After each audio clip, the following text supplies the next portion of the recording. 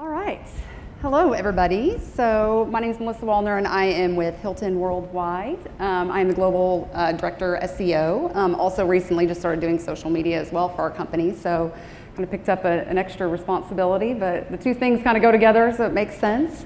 So just to give you a little bit of background on myself, I've actually been with the organization now for around 18 months, and that actually the same goes for my entire team, and I actually have two of my team members here with me today. And the reason for that is that Hilton actually kind of reevaluated some things about a year or two ago and really felt like it made more sense to bring all SEO efforts in-house internally instead of kind of outsourcing a lot of that work to agencies, which is how it had been done in the past. So now we have one big team, one really big, great team that has come on board now and been working really, really hard over the last year to get things up and running.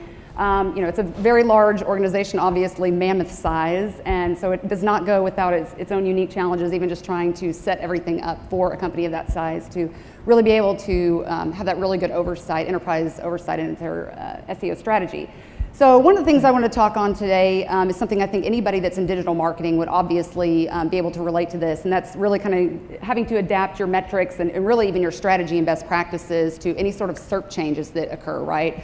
So this is something, regardless of what you're doing, it's something that we all have to react to at some point, and it's definitely one that my team, especially recently, and I will be illustrating that today in our presentation, one that my team has recently kind of encountered, and I'll provide you with some examples of really how we've approached that, and then what our philosophy is going forward with how we're going to make some changes to the way that we report metrics. So diving right into it.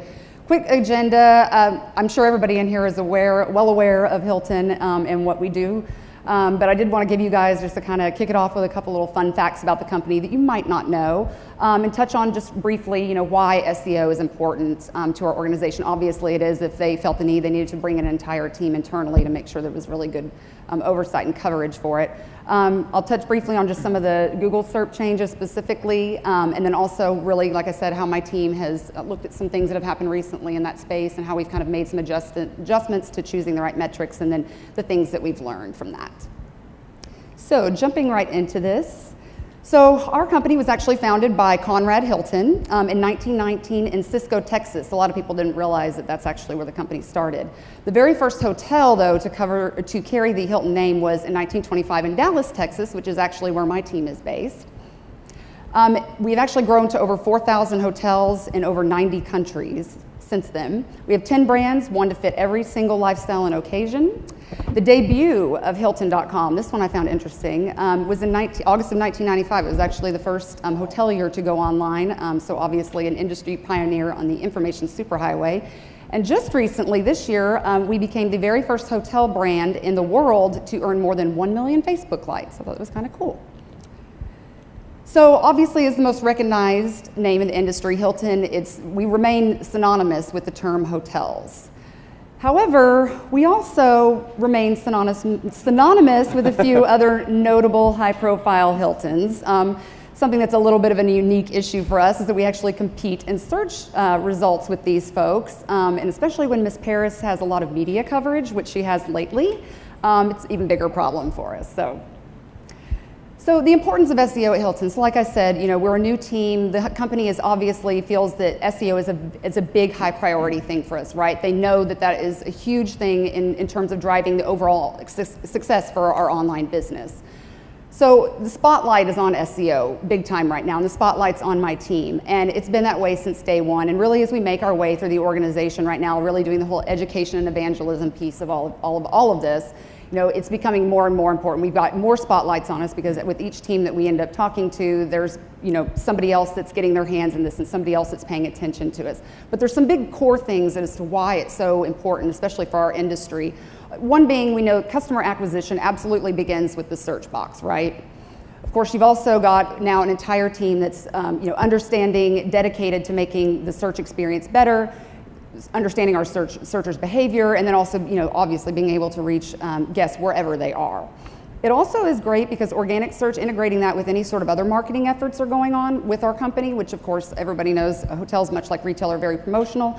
Anything that we're doing in that space, just having SEO involved in that is going to obviously help with the visibility of those overall campaigns as well. And then one other great thing about SEO is those of you that do this know that it also provides you with some really awesome in-depth, especially with BrightEdge, in-depth competitive analysis that really helps us in terms of trying to make improvements and really stay ahead of the competition. The hotel industry is extremely competitive.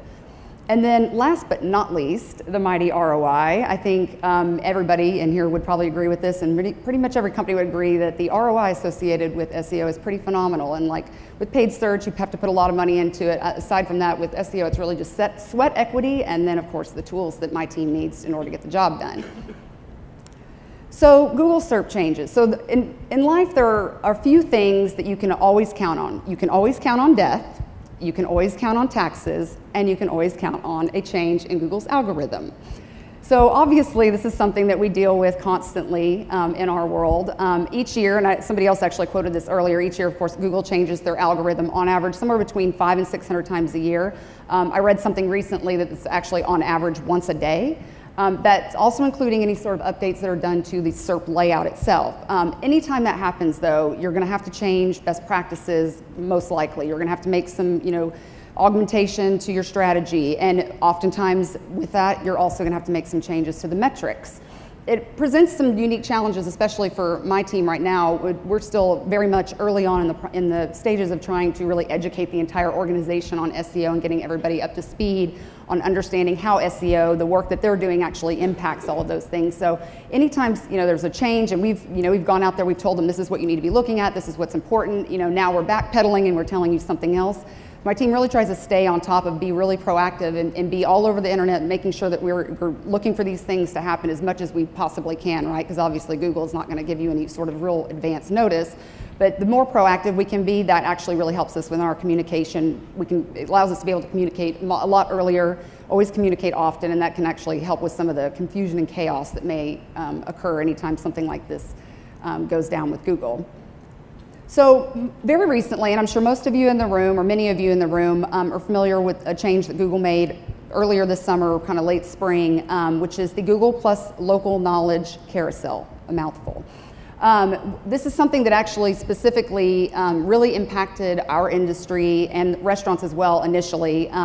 I can give you my experience with this, but I actually uncovered this probably back in mid to late April, and I was doing a project for my boss one night, and I needed a screenshot of some search results. I typed in Dallas hotels into the search box, and this is what came back at me. And I kind of sat there for a minute and refreshed. I thought something was wrong for sure. Nope, nothing was wrong. It was just I was one of the people that happened upon the beta test for this.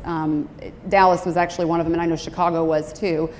Since then, it's been rolled out to more industries. We've got, of course, like I said, restaurants, hotels, the entertainment industry, sports, I know is another one where you're starting to see this layout. But for those of you that aren't familiar with it, basically what this is, and you can kind of see it here, is it's a horizontal image carousel that appears above the paid search ads in Google search results. Like I said, the first affected were restaurants, hotels, and then the entertainment industry followed right after that. Where this format actually came from, what I had read was that it first came out with people that were using tablet devices, and you can kind of see why they would have done that, because you could essentially kind of scroll is what this is. You can't do that, of course, on your laptop or desktop, but that's where at least the formatting came from.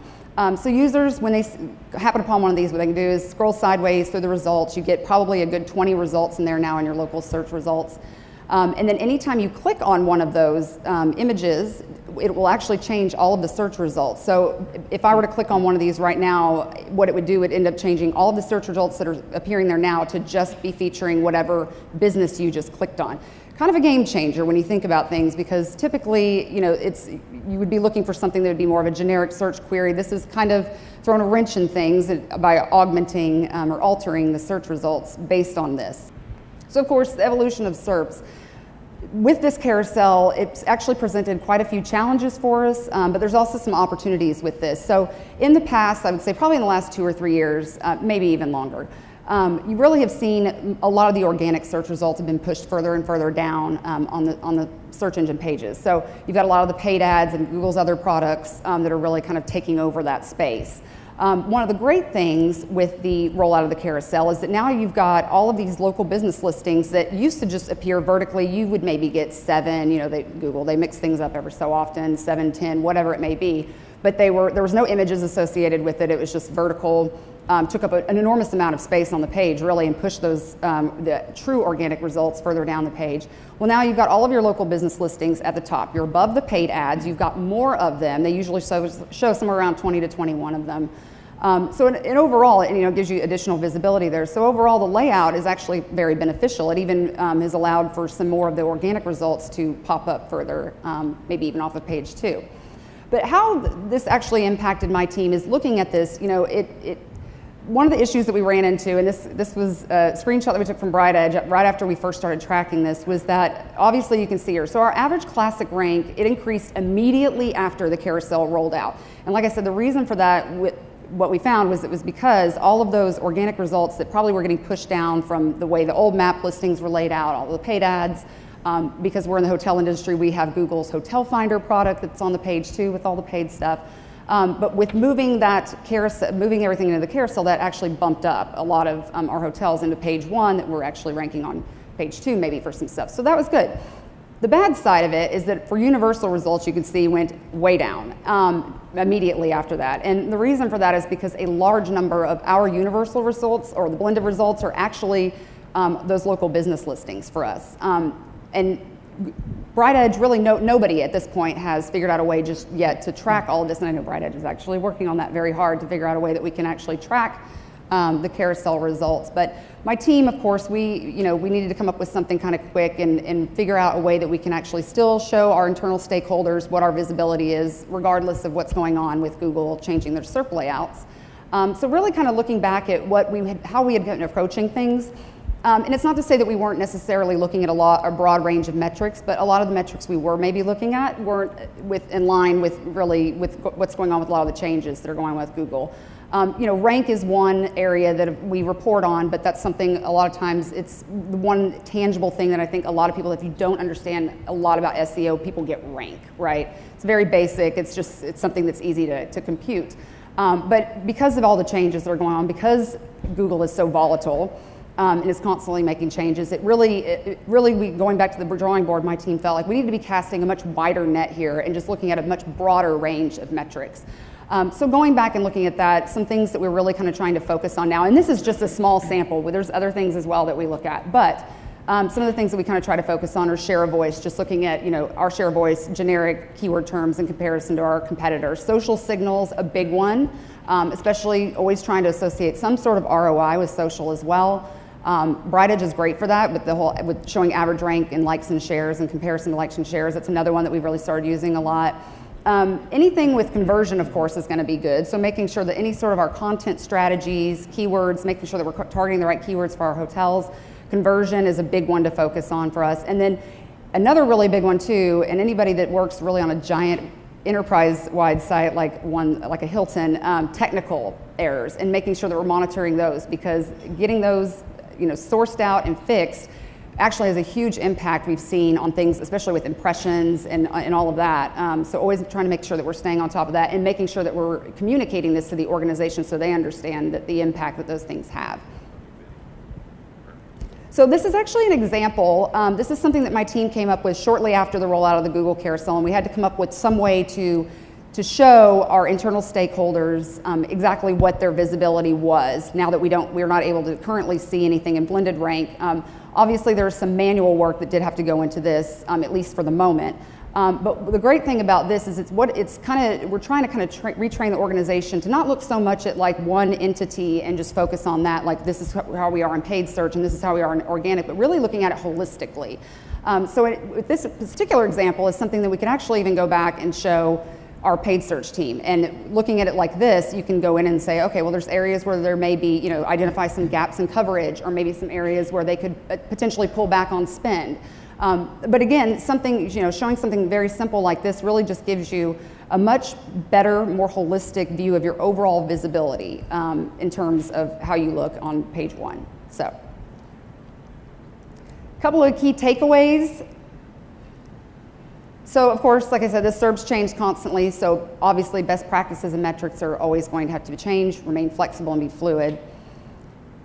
And shift the focus away from strictly just looking at ranking reports. And I know I just kind of briefly touched on that, but it's like I said, it really is, rank I think still has its place. I definitely think it's great for benchmarking. It's a great way to identify potential problems that may be coming down the pipeline, but really trying to get an organization to kind of shift their focus away from that. It's not telling you the whole story, right? It's only just telling you one little segment of it, and it's an area that with things like search not provided, personalization and all those things, it makes it a very difficult metric to really, put a lot of stock in.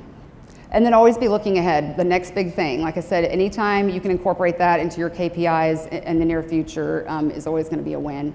And then of course, taking that holistic approach to the analysis overall, KPIs they're all interrelated in some fashion. So anytime that you can go broad, like I said, cast that wider net, look at as many applicable measures and metrics as possible, is always going to be better. It's always going to give you that much more holistic story of how you're performing overall. And that is it. I'll hand it over to Kirill. Awesome.